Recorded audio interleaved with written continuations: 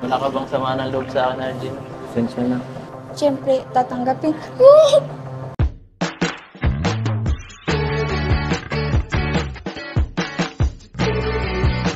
Si Kuya Jens, ano yan, reactor natin yan.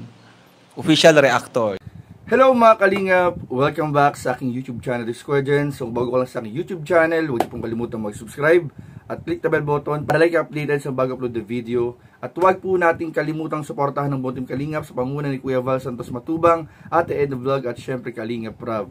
At pasuportahan din po ang aming mga kasamahan sa buong team Kalingap. Nandiyan po ang K-Boys, Kalingap Partner, Kalingap Reactor at lahat po ng charity vloggers sa buong Pilipinas na tumutulong sa mga kabayan nating nangalat may hirap. Suportahan po nating lahat, guys. So ngayong araw mga Kalingap ay ating bibigyan ng reaction video at update mga Kalingap ang naging live po ni Kalingap Edo kagabi, kung saan mga Kalingap nagsalita nga po si Kalingap Edo at nag-update sa kanyang mga taga-subaybay at sa mga manonood mga Kalingap na sila pong dalawa ni Arjun ay nagkausap na po kahapon.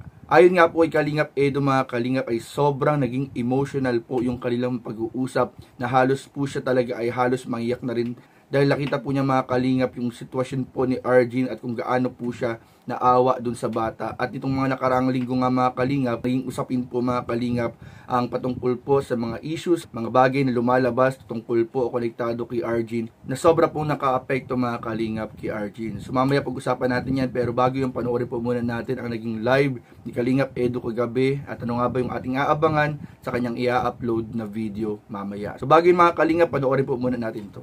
Ayun nga, pagpunta natin kanina kay Arjun, mapasok na sana siya nun. Papunta na sana siya sa kanyang eskwelahan. Ngunit si Kalingap Edo ay biglang dumating sa kanyang tirahan. At kami ay nagkwentuhan. Sobrang init tong issue, guys. Grabe po yung mga ano nangyari kanina, guys. Si Arjun, ngayon ko lang nakita si Arjun. Alam po yung sa prank po. Grabe. Hindi ko akalain na may ganun na ano nangyari kay Arjun itong nakaraan. Hindi ko muna i-spoil yung lahat ng mga ano ha. Basta nag-usap po kami kanina ni Arjun. Tapos kwento niya lahat sa akin yung mga experience niya sa mga bashers. Tapos kung ano yung mga issue na gawa ng mga ano, siyempre yung kasi naglaki lalo sa akin kasi hindi ko naman masyado inaakala na magiging ganun ka severe yung yung usapin kala ko ano lang parang magiging lang sa amin lang ganun lang. Yung iba kasi kinontent kaya lalong lumaki. Yung iba parang gano'n talaga. So ayun, kumalat at ayun naka-apekto dun sa bata. Grabe yung nangyari kanina, kaya grabe yung breakdown na kanina habang nag-uusap kami. Talagang talagang umiyak siya kahit ako naawa ko doon sa bata. Sana po wag nating iba si Arjun, guys, isa siya sa tinutulungan natin, dapat support natin siya sa atin. Alam natin po minsan may nagagawa tayong mali, minsan yung nagawa naman po ni Arjun hindi naman po ganoon kasi parang lang po yun. Siyempre na lang naging desperado lang minsan sa kanyang mga na gusto lang din magkaroon ng extra income, kaya ayan. Opo. Kaya naisip niya kasi minsan talaga sa pagka busy natin, minsan hindi natin napupuntahan yung iba natin. Hindi naman natin sinasabi na parang napapabayaan lang, alam ko naman na may mga may nakaya pa. Pag alam kong hindi na talaga, kasi alam ko sinecured ko na agad yung tuition fee at saka yung boarding house, yun okay na yun sa akin. So move on na tayo dun, guys. Ang naman po yun kasi hindi naman ganun ka-severe yung ginawa ng bata na pagkakamali. Kaya wag natin, hindi naman siya yung tipong nawakwak, di ba? Yun pa, kung nawakwak si Arjun, yun pa masasabi kong medyo mapangit o kaya biglang nag-against sa Kalingap. Yan po medyo mapangit ng di ba? Guys, huwag nating awayin si Arjun, okay? Tinutulungan natin siya dito. Beneficiary pa rin natin siya. At the end of the day, yan na nga ay sabi rin ni Arjun kanina, yung iba talaga, hindi lang ano talagang yung galit niya nung iba sa kay Arjun is parang iba talaga. Wala namang ginagawang sobra ano yung bata eh, dun sa mga ibang viewers na ano talaga.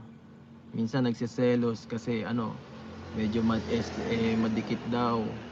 Edo madikit daw kasi na ano si Beyonce, ba ganyan. Bakit po magsiselos ng ganyan? Wag niyo pong gawa ng mali siya. Tinutulungan natin yan, guys.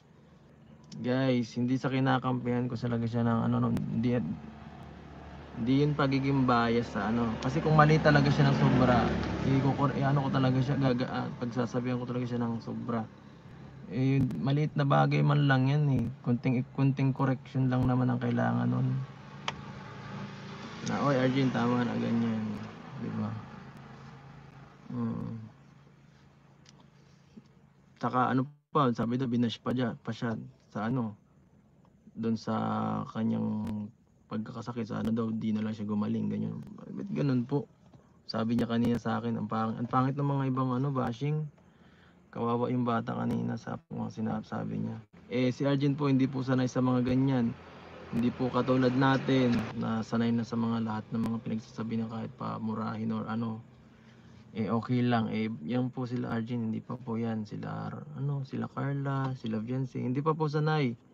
Kapag sinagot, pagka binash po sila, karaniwan, emotional sila pagka sinabihan, nagre-react. Hindi kagaya natin na kapag absorb lang, wag na hindi na natin pinapansin. Kawawa din yung mga ganyan kasi mahina pa ang ang pag-iisip nila sa sa mga ganyang bagay. So ayun mga Kalingap, at napanood nga po natin yung naging live ni Kalingap Edu kagabi. Katabi po yung larawan ni Arjun. Na yun po mga Kalingap, makikita po natin na sobrang naging emotional po yung pag-uusap po nila kagabi. At ayon nga po kay Kalingap Edu mga Kalingap, ay sobra po siyang naawa at sobra po mga Kalingap na nakita po niya kung gaano naapektuhan si Arjun sa mga pinagdaanan po nitong issues at pangbabatikos galing po sa mga iba-ibang tao at mga viewers. Sa akin po mga Kalingap, matagal ko na nakikita social media na nagsisilabasan yung mga ganyang issue, pero ako personally, hindi ko po siya agad pinatulan o hindi ko siya pinatulan mga Kalingap, dahil para sa akin po mga Kalingap ay mas maayos po na between Kalingap Edu and Arjun lang po sana yung issue o yung concern. Kasi sabi nga ni Kalingap Edu, hindi naman niya ito tinitake as a big deal mga Kalingap, kaso lumaki lang daw po ng lumaki dahil sa mga iba pang mga nangyari mga Kalingap na nagsilabasan.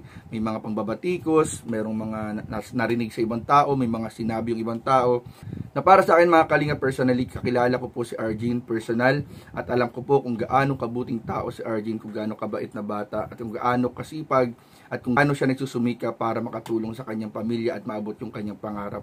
So para sa akin mga Kalingap, opinion ko po na hindi po niya deserve mga Kalingap yung mga pambabatikos at mga salita na narinig niya sa ibang tao. Na sabi nga ni Kalingap Edu kanina na pumaari sana ay wag naman ganon kagrabe yung mga sinasabi ng ibang tao na meron pa pati yung pamilya, pati yung kalusugan, dinamay na, pati yung mga pag-aaral, pati yung iba pang mga bagay na konektado dun sa bata, sinabi na dinamay na. Wag naman pong ganun mga Kalingap. Kasi sabi nga ni Kalingap Edu, hindi pa po sanay yan, mga yan. Sila, yung mga beneficiary po natin, hindi pa sanay sa mga ganyang pangbabash, pangbibelow the belt, mga pambabatikos. Kaya fragile pa po yung mga puso ng mga bata na yan. Tsaka mga Kalingap, alalahanin po natin na beneficiary po sila, siya ni Kalingap Edu, and si Kalingap Edu ay kasama sa Team Kalingap. So ibig sabihin mga Kalingap ay si Arjun po ay beneficiary ng Kalingap. Kaya po kung maaari mga Kalingap ay wag naman pong grabe mga Kalingap, wag naman pong sobra-sobra yung inyong mga sinasabi patungkol dun sa bata o kahit na sinong beneficiary. Dahil po hindi lamang po mga Kalingap yan tumatanim sa puso nila, kundi pati po sa isip nila mga Kalingap na maaaring makaapekto sa kanilang pang-araw-araw na pag-survive sa pamumuhay po nila. O lalong-lalo na ngayon nag-aaral po sila, maaaring makaapekto yan mga Kalingap sa kanilang pag-aaral. Kaya kung maaaring mga Kalingap, na iwasan po natin yung mga pangbabash. Kaya tayo mga Kalingap, hindi tayo nag-i-entertain ng mga pangbabash o mga below the belt na mga tirada sa mga beneficiary natin. Kasi unang-una, ang pinaka-goal ng Kalingap ay matulungan po yung mga beneficiary natin, hindi lamang sa kanilang financial na pangangailangan, kundi po na ma-boost yung kanilang confidence, gumanda po yung kanilang tingin sa kanilang sarili, maboost yung kanilang kumpiyansa, yung kanilang pag-aaral, matulungan din po. At yung mga kalingap ay makakatulong po tayo sa pamamagitan ng pag-motivate, pag-encourage, pagsasabi ng mga magandang bagay. Pero yung pagpapayo, maganda din po yun yung pagpapayo. Pero sana po, wag naman yung pagpapayo na medyo nakakasakit. Yung pagpapayo na maayos sana, yung matatanggap nila, yun na maayos naman po yung mga pananalita. So yun naman po mga kalingap, at sana po kay Arjun, kung nanonood si Arjun, pakatatag ka lang. Andyan si Kalingap Edu mo, andyan ang buting kalingap na handang tumulong at gumabay sa inyo sa lahat ng beneficiary. At kaya mo yan, pagpatuloy mo lang yung pangarap sa buhay. Huwag kang mag-alala, marami pa rin naniniwala at nauunawaan yung nangyari, yung sitwasyon mo. Laban lang, kaya mo yan, Arjun, at tuloy lang ang laban. Nandiyan naman si Kalingap Edu at sigurado ako marami pa rin ang sumusuporta at nagmamahal sa iyo. So yun lamang po mga kalingap, at maraming po salamat sa inyong panonood. Please don't forget to like, comment, share, and subscribe sa ating mga video. Maraming po salamat. God bless. Bye-bye.